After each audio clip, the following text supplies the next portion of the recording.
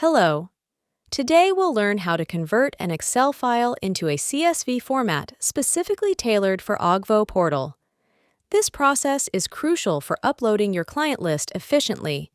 To begin, ensure your spreadsheet adheres to a specific layout and is saved in the CSV file format.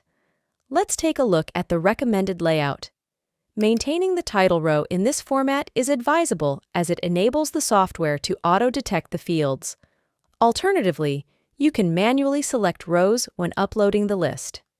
Ensure that the first name and last name are in separate columns.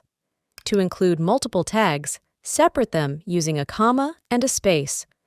Double-check that the email addresses are in the correct format to avoid any errors in your campaigns. For phone numbers, it's recommended to have a clean layout without spaces or brackets.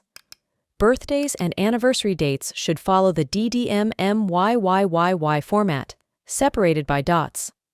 Custom fields can be utilized similarly to tags.